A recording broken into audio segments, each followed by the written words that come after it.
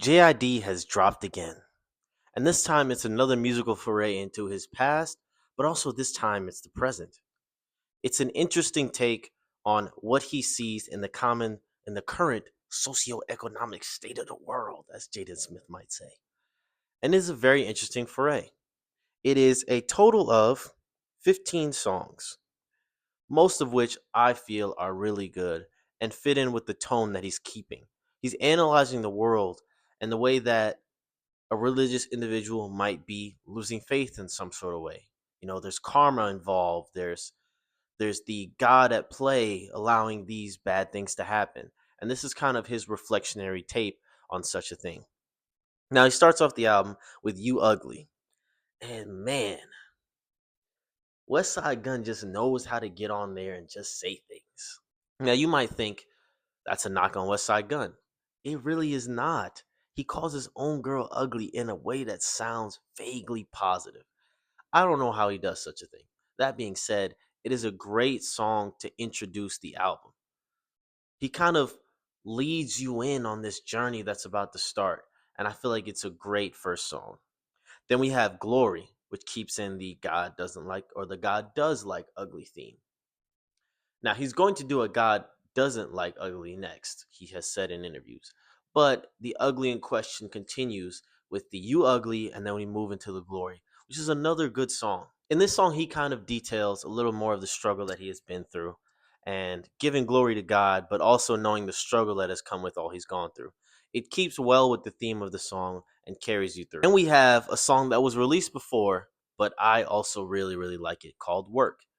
I've had it on my workout playlist for a while now. It's nice to see that he's included it in the album. But it keeps with the theme of him working hard and getting the glory and all the things that God has given him in this current world. And it is a really good hype song. It gets you going, it gets you pumped. Play this in the gym for sure. Then we got Community, talking about his upbringing and the black community and the world that he comes from. Also the things that are kind of going on today. And this is a song that has two features, technically one, the Clips. And this was a big surprise for me, considering that he wasn't featured on their recent album. But to see them on there is a really great contribution. And they both have a really, really good verse. And you just love to see the rap hip hop heads, the real fans of bar for bar back to bar, going bar at each other, really just working together and making such a solid song. And he follows it up with G's. In this song, he talks about Black lives seemingly not mattering to some. Again, going into the God does like ugly concept, talking about how the things that are going on are not very godly or very Christian like of the people that supposedly say they believe in this God. And then there's also kind of another jab saying, if he doesn't like ugly, why is he allowing these things to happen? Another great song. Then he follows it up with VCRs, another great feature. Vince Staples featured on, and Vince Staples has always been really good musically. Even his television show is hilarious, so maybe we can include more than musically. He's one of the funniest rappers out there, but he can still get on a verse and do what needs to be done, and I really believe like he did that here. So now we get into Skate. And I understand, you might be in Atlanta, Cascade. If you're from Atlanta, you know where that is. I'm not from there, I just know what it is. But it doesn't feel like it fits with the album, at least in my opinion. It is very tonally different than the rest of what's going on. Now, that's fine. That's fine as long as there's still a main theme. And it sucks because this one has Earth Gang, who I believe has changed in their goals and focus, and that is a video for another time. That being said, not one of the greatest songs, one that I don't really like. And it kind of doesn't fit with the next song that goes, which is What We On. And this one is with Don Tolliver, who I like some of his songs. He's hit or miss for me. But I feel like this kind of works with the Skate song. But do these two songs work with the rest of the album? In my opinion, no.